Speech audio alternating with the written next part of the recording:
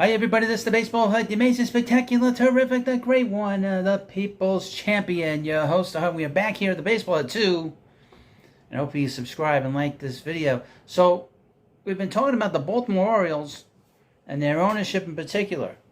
How much of a disaster it's actually been, even though the team is having a great season. On pace to win 101 games, and they're probably the best team in the American League. But the ownership is a disaster. This week we talked about how ownership basically took off the air their lead play-by-play guy, Kevin Brown. Why they do that? Because he mentioned the fact a couple of weeks ago that the Orioles have played poorly against the Rays over the last few years, and this is the first time in many years they've played well against the Rays. I'm going to talk about how poorly the Orioles have been over the last really 18, 19 years. But sort of, they want to like sweep that all under the rug. They don't want, it's so bad with Baltimore, with the ownership. John Angelos, the primary owner. This guy has had so many problems. I'm reading into him. He's had family issues with the team. Peter Angelos, the owner, the old owner, he's in a assisted nursing situation. The mother sued him. His brother sued him for control of the team. And it seems like he has no idea what he's doing. He lies to the media. He lies to the fans about what he's going to do with the club. And really, he's done very little with the club other than to let this team lose and then get rid of their stars. And then they lose. We'll get into it. But now we got a huge problem in Baltimore. This is from Fox 45 News, foxbaltimore.com. Baltimore Orioles lease deal at Camden Yards seemingly stalled, causing concern for state officials and frustration for fans. The Baltimore Orioles lease that would allow them to stay at Camden Yards is set to expire at the end of the year. Despite optimism, negotiations to renew the lease aren't moving as swiftly as some hoped, causing some concern for state officials and frustration for fans. It's Camden Yards Wednesday night. At Camden Yards Wednesday night, the O's flew up against the Houston Astros. Speculation loomed about where the team will play as lease negotiations at Camden Yards seemingly stalled. This has popped up because of this whole controversy with Kevin Brown. Because now people are starting to question what's going on with his ownership. His ownership is a disaster. It's sad. This is our home, said Maria Schmidt, celebrating her wedding anniversary with her husband Chris at the ballpark. Oh, isn't he a romantic? What a romantic guy. Yeah, it's frustrating because we need to know where are we going to play baseball next year, and it has to be Orioles Park at Camden Yards. The Orioles lease that keeps them at Camden expires in less than 5 months on December 31st. As of now, no new lease has been signed. That's pretty bleeping stupid if you want to know the truth. Pretty stupid. You got to do it. Where's the ballpark going to go? Where are we going to go as fans, said Ed Cannell, at the game with his wife and 2 grandsons. The team has played at Orioles Park at Camden Yards since '92 when the state built the ballpark. The Baltimore Orioles and Maryland Governor Wes Moore both have said they're committed to renewing the lease. The governor said he's optimistic the deal will be sealed. Well, it's complicated, especially because we're not just talking about things happening inside the stadium, but now we're talking about things happening outside the stadium potentially.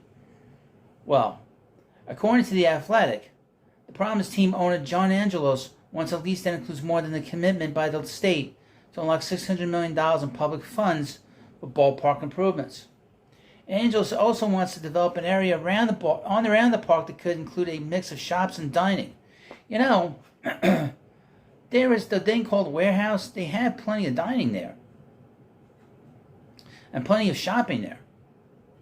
So I don't know what he's talking about.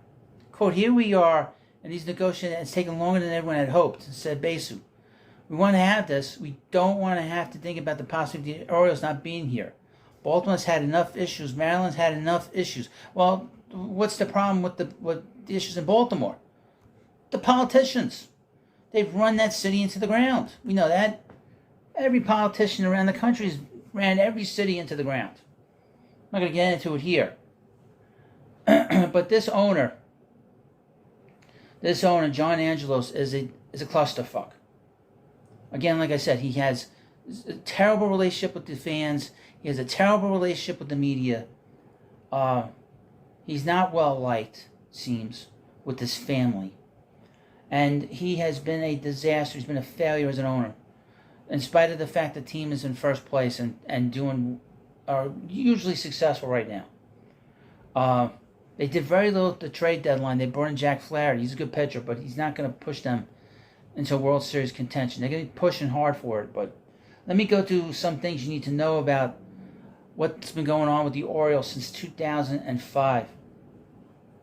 Since 2005, the Baltimore Orioles, 9 out of the 18 seasons, excluding 2020, have lost 90 or more games, 19 out of the 18 seasons.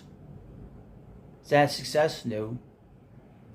From 2005 to 2011, they had a lot of years that were terrible.